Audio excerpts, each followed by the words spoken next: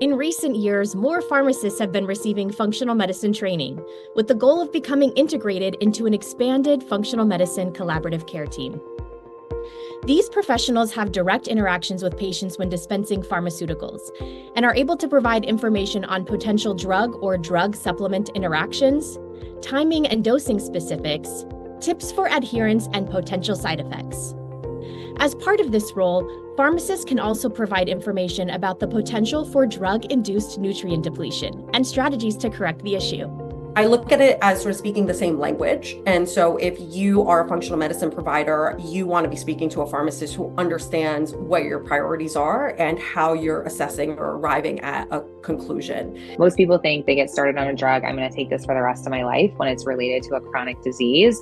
And so they're always, fearful of that decision because they feel like whatever decision they're making in the office today means that this is the decision they're making forever. And I think helping them understand that that's not necessarily the case either. So understanding that, while we work on these lifestyle things, like our goal is to deprescribe these drugs if we can. On today's episode of Pathways to Wellbeing, we welcome functional medicine pharmacists Dr. Lara Zakaria and Dr. Melody Hartzler to talk about drug-induced nutrient depletions and the role of pharmacists on the functional medicine collaborative care team. Welcome to the show, Lara and Melody. Thanks for having us. Hello. Yes, thanks for having us. Well, I think the listeners of this show know that I love an origin story. So I want to get to know you both a little bit and talk about how you came to find the functional medicine model of care. So Lara, maybe let's start with you. And I want to know, when you went into pharmacy school, did you know that you wanted to practice through the lens of functional medicine, or is this something you found later? I have to admit, I did not even know that functional medicine was an option when I went to pharmacy school eons ago. In fact, when I started pharmacy school, I really had a limited scope of understanding beyond, obviously, the scope around medication and safety and making sure that the right medication got to the right person and that they took it the right way. Honestly, beyond that, I think I even was naive in terms of what pharmacists could potentially bring to the table. Fast forward, I spent the first part of my career in community pharmacy doing a lot of exactly that, getting the right medication and the right bottle to the right person at the right time. And it wasn't until I started to see cracks in the system and I myself started to see my own health decline. I started to see the health of my colleagues decline. All of us were really struggling in a high stress environment, dealing with, what it is to be a healthcare provider and constantly changing requirements and metrics and having to meet these demands. Meanwhile, it wasn't doing my patient any good. They weren't necessarily safer, better off, or healthier for that matter. And I think the more I saw my patients over the course of those years, not necessarily doing better, they're coming in, they're getting more prescriptions, more and more new medications are being thrown on their list, but their actual health is not improving. They're talking to me and they're telling me, I don't feel good. But hey, doctor says that I got to start this new medication. And I think that's where it starts to crack a little bit for me. That's where I start exploring these other avenues. Long story short, I realize I'm obsessed with nutrition and I really, really fascinated by the way that nutrition interacts with our biochemistry and how that then changes our health. And that's when I end up going down the slippery slope of functional medicine, nutrition, education. I get my master's in nutrition, I become a CNS, and we come full circle to really understanding not only the value that nutrition brings to the table, but all those lifestyle factors that can really make the difference when it comes to improving our patients' health. And I think that's why we're all here. That's why we're here. Functional medicine found you, as it finds many of us. So how Sure about did. you, Melody? How'd you discover? Yeah, so my background from a pharmacy standpoint, I've done a little bit of dispensing more as a side job to sort of stay in the community role because I really feel like that accessible healthcare professional in the community was there, but also to pay off my crazy student loans. But my main career path has been primary care. So I did a residency in a VA facility that was an ambulatory care facility. I was on a primary care diabetes team. We were managing patients' drug therapy, as well as providing some nutrition guidance surrounding carb counting and helping them understand the relationship to carbs and their blood sugars. We did all kinds of different things, renal, home-based primary care, things like that. So I've always been integrated on a primary care team. I've worked in post-residency FQHCs, so federally qualified healthcare centers, and eventually a private practice family medicine office. I still practice 1 day a week in a family medicine office. So our state allows us to have a collaborative practice agreement with both physicians, nurse practitioners, PAs, and we're allowed to help manage chronic disease and order labs, be able to assess the patient and make sure that they're getting their, disease management done. So certainly that's like from the conventional standpoint. And then from the functional standpoint, as far as where that came into play, part of it was my own health journey. So I had a baby and had sort of a traumatic birthing experience. I have a whole podcast episode where I discussed that with another for another functional medicine provider. But that I think was like the nail on the head, sort of that thing that, drove me into, being, and then the lack of sleep of having, a new infant that was colicky, figuring out why that was happening, what foods were causing her to be like that I was eating, and then realizing how connected gut health was as she started to develop food allergies. And then my gut health sort of started to go down the tubes. I probably had SIBO or SIFO, sort of figuring that out along the way with various different providers. And then hormone imbalances that came from all the stress of all of that. And so, so to me, just learning about that for myself. And then I was caring for people that had diabetes, a lot of metabolic syndrome. And I started to connect the dots between the gut health piece and the nutrient depletion piece and those patients that I was taking care of. So I started to, on my diabetes patients that I would see, they were all these women coming in with diarrhea, constipation, they had their gallbladders removed. And so starting to do stool testing and also, addressing like your vitamin D level is really low and your zinc level is, really low, and how all that goes into play. So I started probably, I don't even know when my son was born was when I was really, he was in 2017 is when I started my blog, but then that sort of, kickstarted my interest in functional medicine and starting researching all this stuff. So now we have a team of pharmacists doing this across the country, and I'm helping educate more pharmacists to do it because I can't, and Lara's helping me with that as well. But I can't be the only, we try to, multiply ourselves instead of, try to fill our own schedules with people. So trying to make sure that more patients have access to this type of care.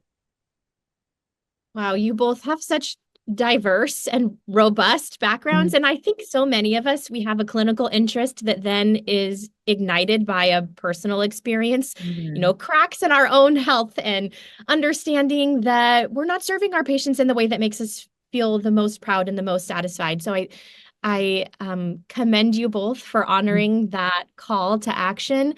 And Melody, you mentioned that there's so many different aspects of healthcare that a pharmacist can participate in. And I want to dive into that a little bit more because I think we're all really familiar with pharmacists and their expertise in dispensing medication, like you both mentioned. But there's so many other skills and so many other areas where we can have engagement. So my first question is, are all pharmacists trained? I imagine everyone gets training in drug interactions, but is everyone trained in the interaction between pharmaceuticals and nutraceuticals that someone, a functional medicine primary care doc like me might really need to understand? Yeah, it's a great question. So we certainly are trained in where to find the information about those things. And we talk about some of the high ones like St. John's wort, or ones that we know have significant interactions and there's always levels of interactions, right? You've got the level A, B, C, evidence type things. So it's definitely a part of curriculum.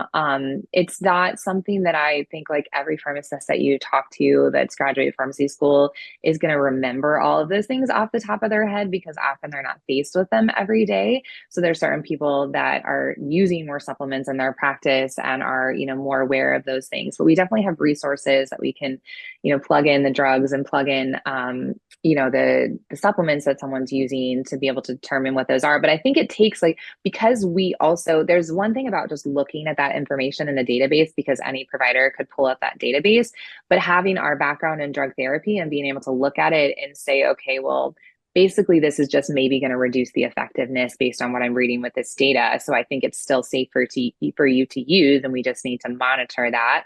Or no, this is going to significantly increase the drug concentration, and that could be at risk for serious adverse events. So it's really that, using our skill set as that drug expert to determine, is this, just a mild reaction that we can just monitor for, or is it something more significant and serious that we wouldn't even advise someone to use the medication for? Because I think, you can plug in things all day long and there's laundry list of potentials, but sometimes it's just like, well, this drug can potentially lower blood sugar, and so can this supplement. Well, that's why we're using both of them, right? So some of those things are just, but I think a lot of providers, especially maybe some of our other mid-level providers that are, looking at these things for the first time, are just like a little nervous about, even those minor interactions that they might see in the database.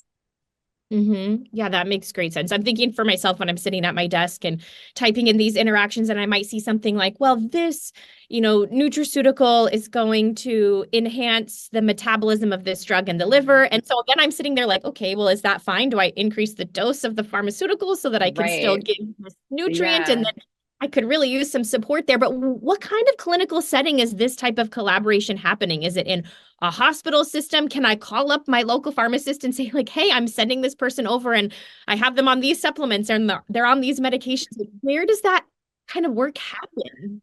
Right. So unfortunately, like in the traditional retail setting that is run by the big three, organizations, or even some of the big grocery store chains, a lot of times the pharmacists there, as much as they would love to have conversations with you about that, don't necessarily have the time in their day to do that because they're focused on that dispensing process that Lara talked about. We have some amazing pharmacists across independent pharmacies. So I would say, if you're looking for someone, or consultant pharmacist. So our team, we practice as clinical consultant pharmacists, but we are doing that in the telehealth fashion. So we actually have a couple practices that are, PA. One practice here in Ohio is a PA nurse practitioner practice, but they have a pharmacist that is on our team that goes and spends time with them in a huddle once a month and answers their drug medication questions. But then she also is a resource if they have additional things pop up throughout the month. So that's an easy way, is to find that pharmacist in your community, whether it's through the IFM directory or whether it's through, other sources like our team or somewhere else, that you can say, hey, I want to, use you for an hour a month to join in this call with us so we can discuss these deprescribing cases or whatever, that looks like. But having someone sort of tagged as your resource person, but that could also be the pharmacist down the street. If there is someone that is in an independent setting that has the ability to make those decisions and say, yes, I'm going to be able to commit time to working through these cases with you. Not to say that someone in a chain retail setting wouldn't be a person that could help you with that. It's just that their time, I think, in this era of, the vaccines happening to the pharmacy and all the other things they're being asked to do at the pharmacy, just makes that a little bit more challenging. But Lara, do you want to add anything to that? No, that's a great point that you make. And I'll say that the IFM website is a great resource. Right? Find a practitioner and look specifically for pharmacists who have either training, some level of training or membership within IFM, and that will at least guide you towards a pharmacist who understands those principles. Because I look at it as sort of speaking the same language. And so if you are a functional medicine provider, you want to be speaking to a pharmacist who understands what your priorities are and how you're assessing or arriving at a conclusion. And so I think it's helpful that we do our best to network amongst each other to find other practitioners that are like-minded. And I think that's a great starting point for finding a pharmacist, to Melody's point, that can do the drug information research for you, that is dedicated to it and understands the language that you're speaking when you're trying to arrive at a decision about safety or even about like just trying to enhance a pathway, right? I think so often we think of drug-herb interactions or drug-nutrient interactions as being potentially harmful, but we can actually use them synergistically and get an even better outcome than we would have gotten with medication or even with the nutraceutical alone.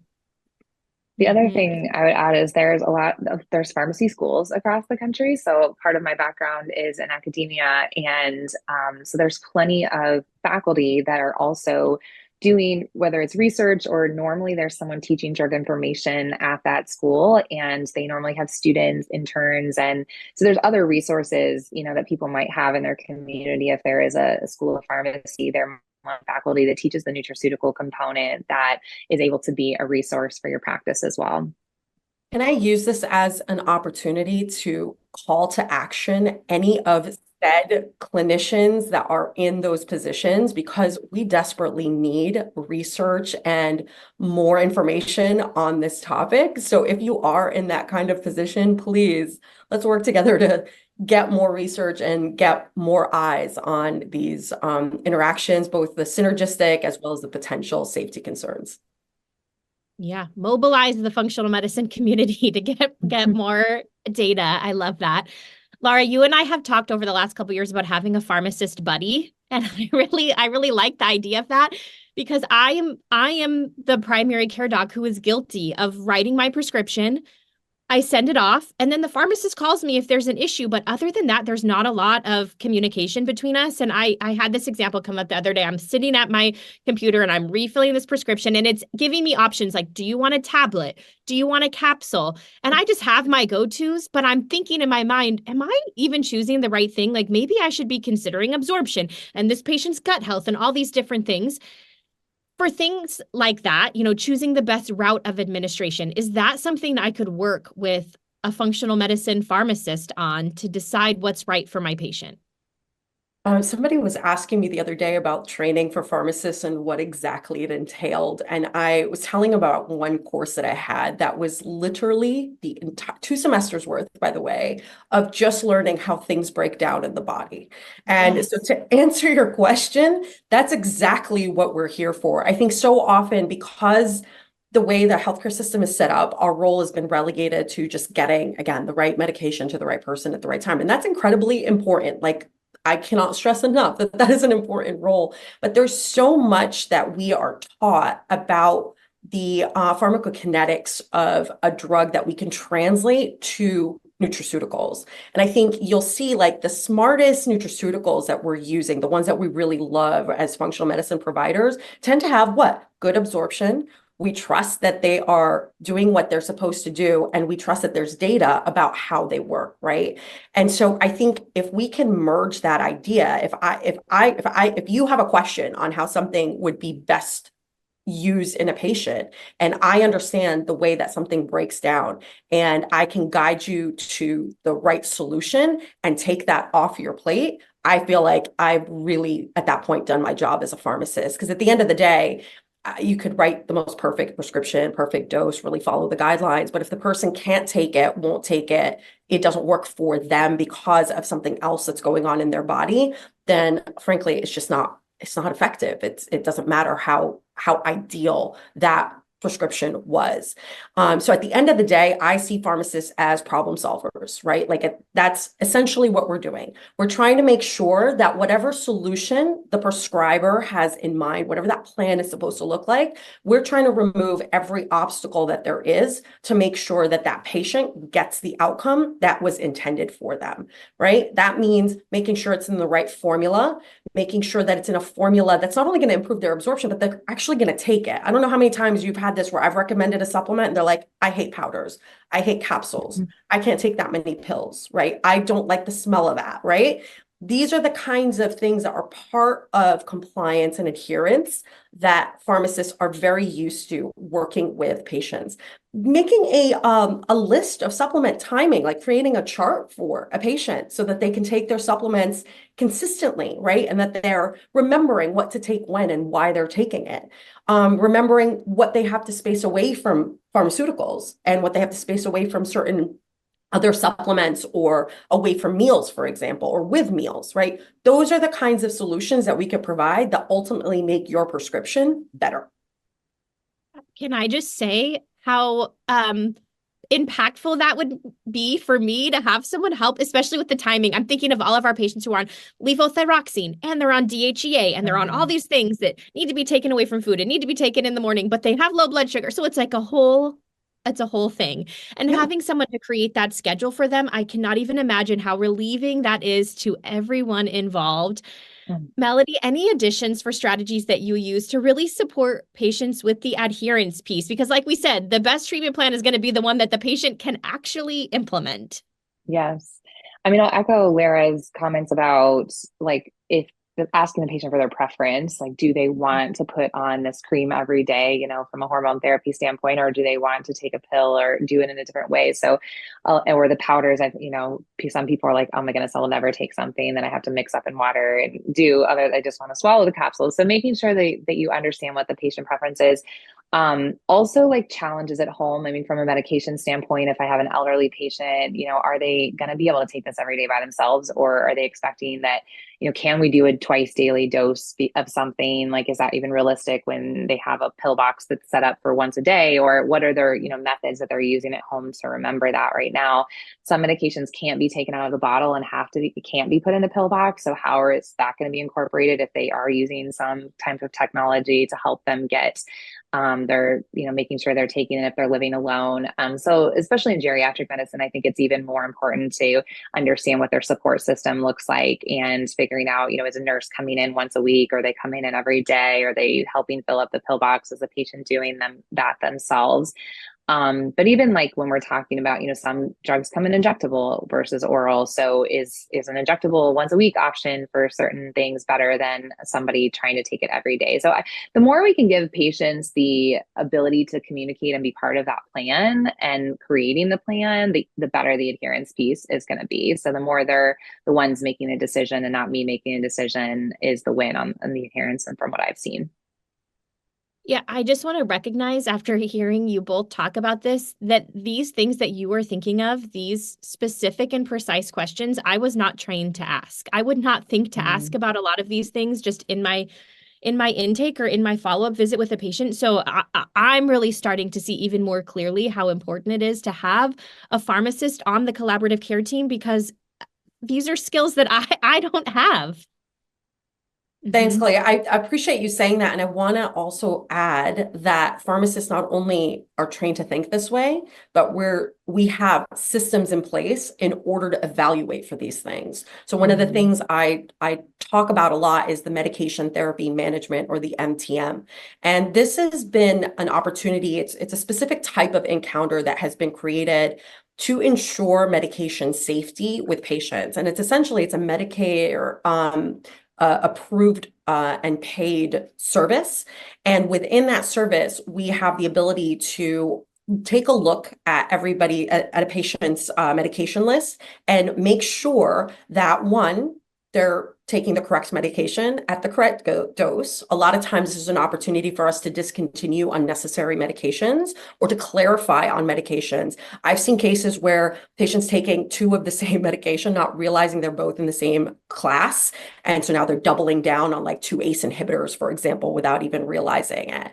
Or I've seen this a million times where they were discharged from the hospital on a PPI and 2 years later are still taking it, not realizing they actually needed to stop it after they were discharged. So we are able to sort of find these very low-hanging fruit opportunities to discontinue these medications, but that also becomes, from a functional lens, an opportunity for us to assess for drug-induced nutrient depletions.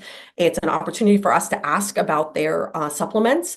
There is an interesting statistic that I came across that about 40% of patients don't disclose to their healthcare provider that they are actually taking any supplements, which means now as the healthcare provider, you don't have the opportunity to tell whether or not it's impacting or interacting with their medication, or if it's safe for them to take with their particular health condition.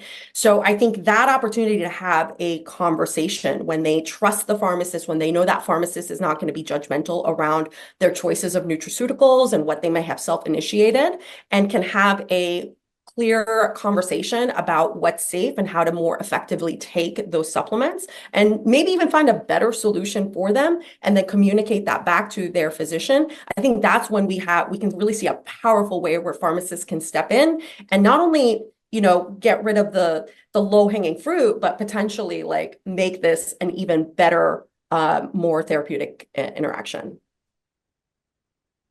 And everyone benefits when that happens. The pharmacist is utilizing their strengths and specialized skills. The patient is certainly benefiting from more precise and specific care. And the primary care doc is able to kind of let the pharmacist take over that area that is their expertise. So I think everybody really benefits when we work in that collaborative care team. And Lara, I want to continue on this train of drug-induced nutrient depletion because I think this combines your love of pharmacy and nutrition. Will you just give us some common examples of medications that are associated with nutrient depletions? Absolutely. So let me start by saying that this area is what I'm advocating that we need more research in. So first and foremost, I think we all realize that when it comes to this particular intersection, we don't have enough high-level, high-quality research to really make definitive clinical decisions. And this is what we've been alluding to in saying, well, this is where the pharmacist can really shine because we can use sort of our algorithmic brain and our training, our understanding of the pharmacology, the therapeutics, and the indications to help clinicians make better decisions on the value or the extent of the concern that we would have around interactions and drug-induced nutrient depletions. So with that said, I think let me define also drug-induced nutrient depletion, drug nutrient interactions, and drug-herb interactions. Drug nutrient interactions, I put in this like larger umbrella category. That would be any interaction with any nutrient, food, beverage, etc., that could potentially change or offset the way a medication acts. That's a neutral statement. It makes it better, it could make it worse. It just changes the way that drug would act. Under that umbrella would be drug-induced nutrient depletions. As the term implies, it means that drug induces a depletion of a particular nutrient, right? So classic example here, I think that we can all get on board with is that statins induce a depletion of CoQ10. It's well established. We know it's part of its adverse reaction profile, and we know this is a common nutrient depletion that we see very often. So in that case, we would say, okay, well, the simple solution would be to add CoQ10 to an individual's supplement routine so that we can try to offset that drug-induced nutrient depletion. From there, we can get a little bit deeper, and we can talk a little bit about drug-herb interaction. So that, as the name implies, is when an herb alters the way that a drug acts, but sometimes drugs also alter the way herbs act. So that's a bidirectional relationship that can occur as well. And sometimes we can use an herb to purposely interact with a drug to enhance the benefit of the drug. So I might use something like berberine alongside somebody that's using a statin, for example, because I know that berberine not only helps to improve metabolic function, it has been shown to improve insulin resistance, so it's especially useful in somebody that has that overlap in their physiology, but it can also improve the quality of LDL particles while that statin is reducing that LDL number. So it's a way for us to improve some of those advanced lipid markers while we also try to achieve a lower LDL, which hopefully can help to improve that whole cardiovascular risk picture to begin with. Now, we often think of drug-herb interactions as being this like scary thing. St. John's wort, I literally have nightmares about that particular herb. I think all of us who have heard about those drug interactions, rightfully so, are sort of terrified of using that herb. It can be a really effective herb on its own. The challenge is that it has so many different points at which it interacts with the same mechanisms where drugs could potentially be metabolized. Not just the CYP450 enzymes, P-glycoproteins, absorption mechanisms. There's just multiple ways that it can interact with other medications. So we tend to be really cautious about avoiding it with those medications. And I think there's places for us to really use that concern, especially if there's a better option out there. I don't necessarily have to use St. John's wort. I could use saffron. There are probiotics that can help with depression and mood. I could use 5-HTP, right? There's so many other mechanisms for me to support serotonin. I don't necessarily have to resort to that in a patient that I might be concerned about their drug interactions. So I think that hopefully starts to paint a picture how there's various ways that we can look at it. And I really try to emphasize the positive, right? The ways that we can, rather than look at this with fear and really lean into our bias in terms of safety concerns, but can we flip that conversation around to start to use this to improve the way that we actually prescribe both the pharmaceuticals and the nutraceuticals and find a good way to use them together. This sounds fun. Piecing all these pieces together and reviewing all these things and making sure that these things are working either synergistically or complementary or even just safely.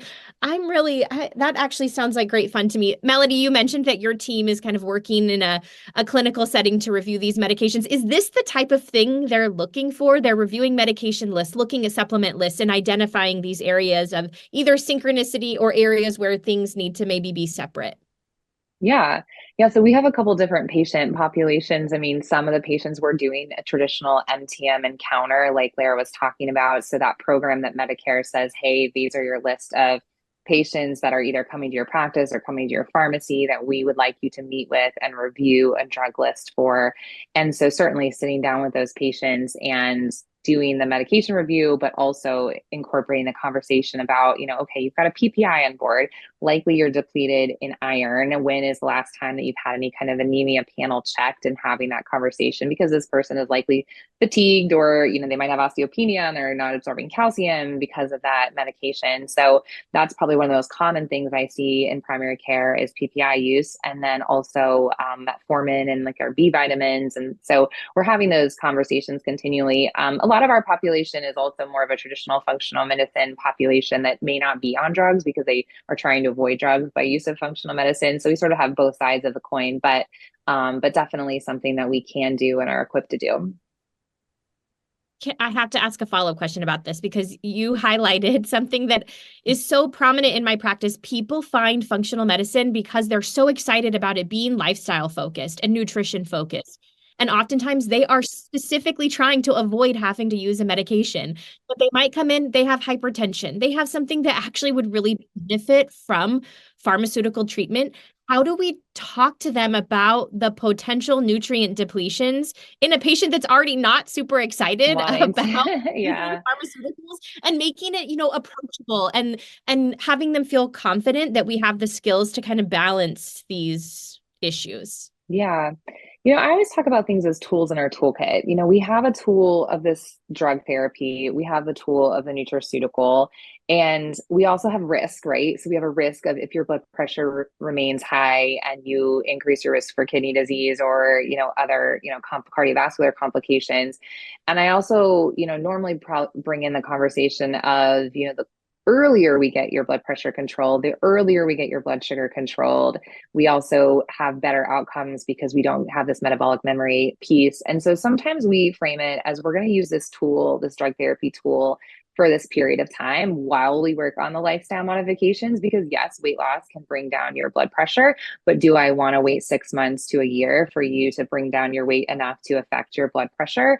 So when we frame use of drugs in that ways, especially for chronic disease, we're not talking about rare disease or acute things that need treated like infections with medications, but I think helping them understand that drugs aren't always like the evil thing. Like there's a reason that we have this modern information, and sometimes the use of drugs can be really helpful to them.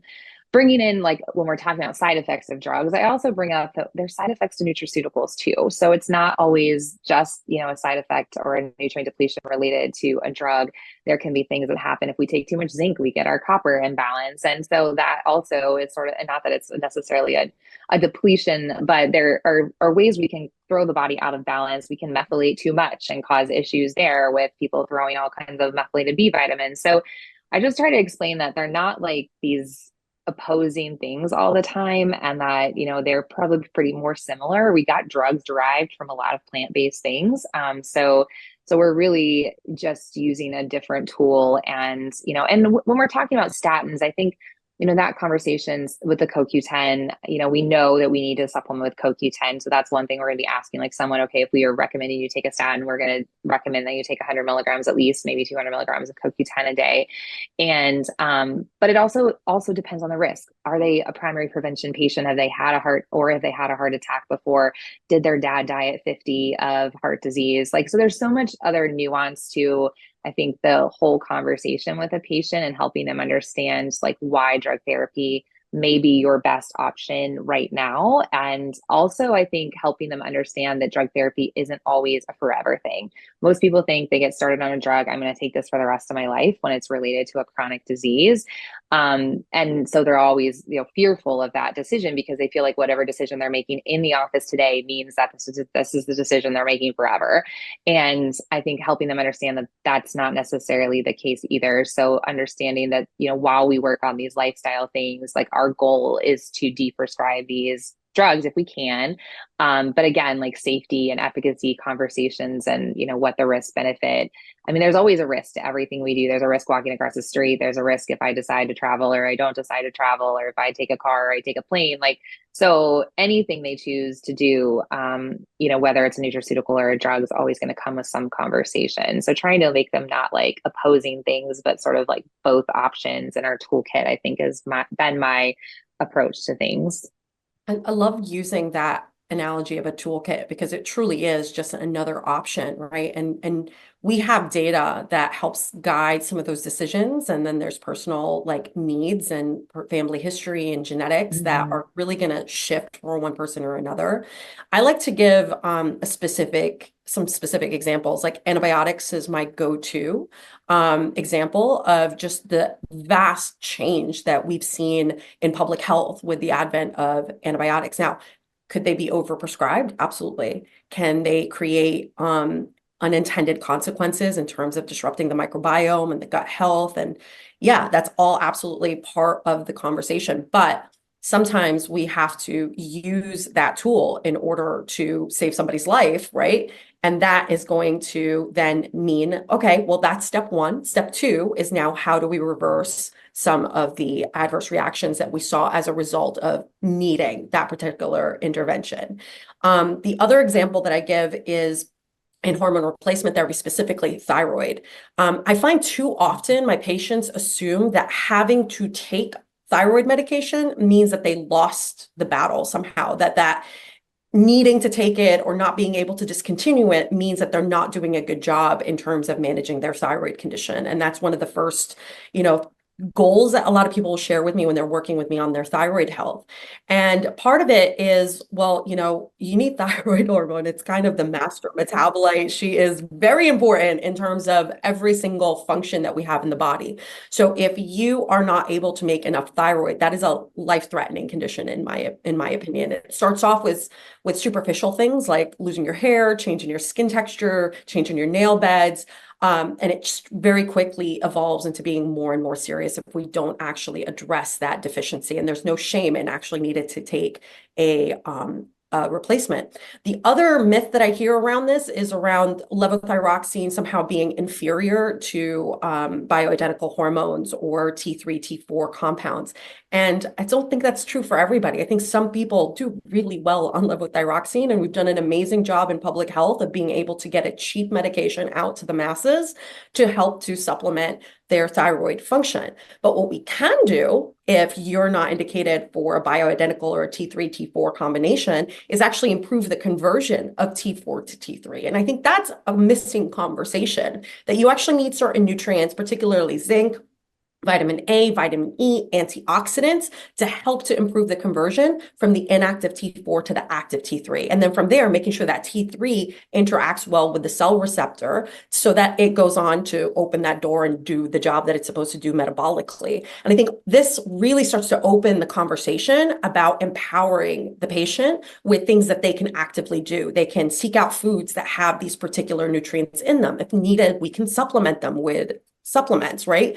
We can talk about the lifestyle prescription and how stress impacts that conversion and impacts that interaction with the cell receptor. We could talk about an anti-inflammatory diet and the role of antioxidants, right? We could start talking about how other hormones start to impact thyroid function, like insulin resistance and estrogen levels and things like that. And of course, we could talk about the foundational gut health component so that all of these things are functioning synergistically. And I think to me that conversation starts to shift from I have to take this HRT to how do I make this HRT work best for me?